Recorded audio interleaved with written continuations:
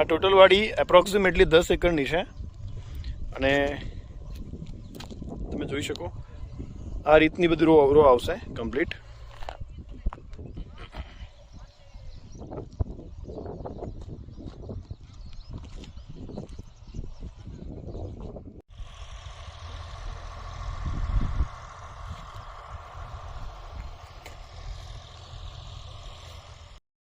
સો good morning guys. અત્યારે આપણે ભુજમાં છે અને અત્યારે આપણે પ્લાન્ટેશન માટે જઈ રહ્યા છે.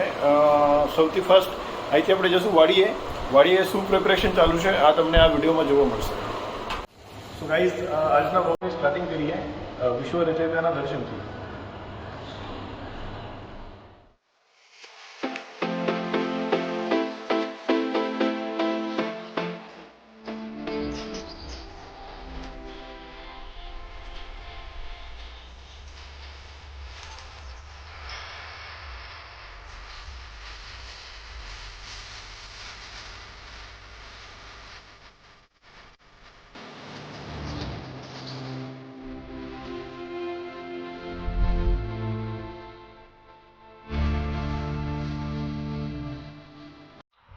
સો ગાઈઝ ટોટલ 10 એકરની લેન્ડ છે. અમે જોઈ શકો તમે આ ટપક આવી ગઈ છે અને બીજી વાડીએ છોડ રાખેલા છે. છોડ લેવા માટે અત્યારે ટ્રેક્ટર અને લેબર નીકળી ગયા છે, લેબરો આવી ગયા છે. હવે અત્યારે કમ્પ્લીટલી આ બાજુની સ્ટ્રેટ આવી રો થશે અને આપણે અહીંયા કરી રહ્યા છે મેંગોનું પ્લાન્ટેશન, જે કે અલ્ટ્રા હાઈ ડેન્સિટીમાં થવા જઈ રહ્યું છે. અત્યારે પૂજાની વિધિ સ્ટાર્ટ કરીએ અને સ્ટાર્ટ કરીને કામની શરૂઆત આપણે કરીએ છીએ.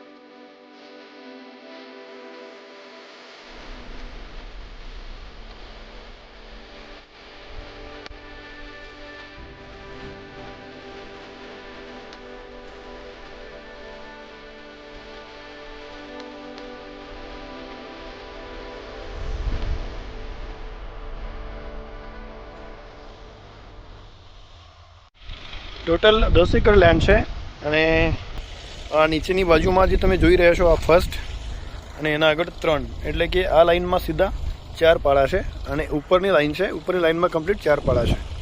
સો અત્યારે આ એટલે રાઈટ સાઈડથી નીચેના સાઈડમાંનો ફર્સ્ટ પાળો અમે પ્લાન્ટેશન કરી રહ્યા છે. સવારથી બધું કામકાજ ચાલુ છે અને સૌથી ફર્સ્ટ અત્યાર સુધીમાં એપ્રોક્સ 1 એકર જેવું વાવેતર થઈ ગયું છે. સો ગાઈઝ તમે આ જોઈ શકો, આ જો એગ્રીકલ્ચર સોઇલ છે, સેન્ડ મિક્સ છે એમાં, એક્ઝામ્પલ તમે જોઈ શકો. એટલા માટે અમે બેડ નથી બનાવ્યા. સૌથી મેઇન વસ્તુ ડ્રીપ લાઇન, અત્યારે બીજી બાજુથી ડ્રીપ લાઇન પાથરવાનું કામ ચાલુ છે, એટલે આ ખાલી 2 લાઇન બાકી છે.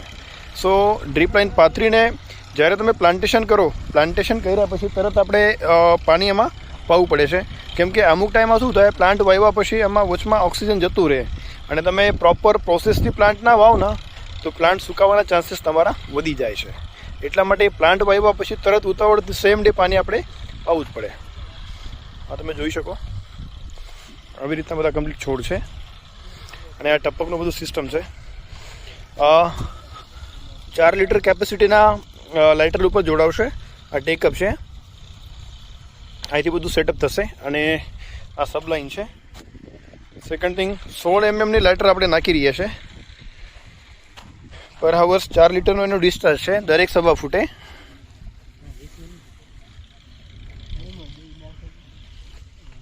તો એક લાઇનમાં 2 ડ્રીપ લાઇન પાથરી રહ્યા છે અમે, 1 અને 2, 1 અને આ 2, પછી આ 1 અને પેલી બાજુ 2. સો 2 ડ્રીપ લાઇન એટલા માટે કે આ જો એગ્રીકલ્ચર લેન્ડ છે એમાં જેટલું તમે પાણી આપશો એટલું પાણી ઓછું જોવા મળે છે, કેમ કે અત્યારે જસ્ટ આ પાઇપમાંથી પાણી આવતું હતું, બટ બધું જે પાણી છે આ જમીનમાં વચમાં જતું રહેશે. એટલા માટે ડ્રીપ લાઇનમાં 2 લાઇન નખાવવી પડે છે, કેમ કે આ જો લેન્ડ છે આ લેન્ડમાં દાખલા તરીકે વોટરની રિક્વાયરમેન્ટ વધારે હોય એટલા માટે.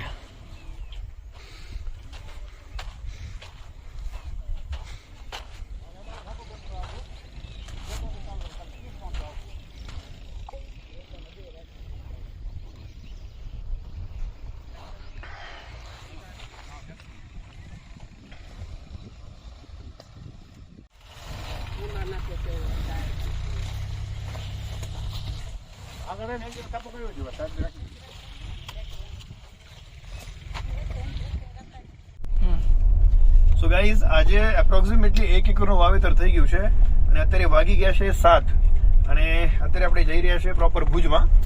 હવે નાઇટમાં સ્ટે ભુજમાં છે અને બાકી કાલથી બધું પ્રિપેરેશન થશે. હવે કેવી રીતનું છે, કાલે લેબર વધારી દીધા છે, આજે લેબર ઓછા હતા. બાપુ કેટલા હતા આજે લેબર?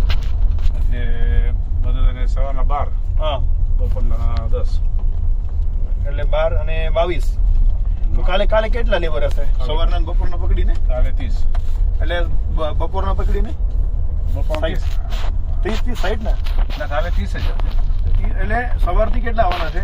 સવારથી આવશે 5 વાગ્યા સુધી રહેશે. ઓકે, હા, એટલે એક વારમાં આવે તો એટલે એમનું કેવી રીતનું સિસ્ટમ છે? ના એ આખા દિવસ હતો, સવારના 8:30 લાગે, હા, સાંજના 5 વાગે છૂટી જાય. હા, તો સવારથી સાંજ સુધી કેટલા પૈસા હાલવાના એકને? અને 250 રૂપિયા. 250 રૂપિયા. ઓકે, અને ગાડી આવે 1000 રૂપિયા ભાડું આપી દો. ગાડીનો 1000 રૂપિયા. ઓકે, સો ગાઈઝ આજે લેબર જરા ઓછા હતા એટલા માટે કામ જરાક ઓછું થયું છે. કાલે આપણે કરીએ જોશમાં, જેટલું વધારે થાય એટલું વધારે પ્લાન્ટેશન કાલે કરી દેવાનું છે. સો આજ પૂરતું આટલું જ. આપણે અત્યારે મળીએ કાલના બ્લોગમાં. સો અત્યારે આપણે જઈ રહ્યા છે. આખા દિવસમાં કામ કરીને બધા લોકો થાકી ગયા છે. બાપુ થાક લાગે કે નહીં? તો બધા લોકો થાકી ગયા છે અને અત્યારે જશું જમવાનું કરીએ. જમવાનું કરીને પછી રેસ્ટ કરવું પડશે. હવે 3-4 દિવસથી કામકાજ બહુ વધારે ચાલે છે, ફરવાનું વધારે છે, ડ્રાઇવિંગ વધારે કરવામાં આવે એટલે થાક વધારે લાગે છે. સો ગાઈઝ આપણે મળીએ કાલના બ્લોગમાં.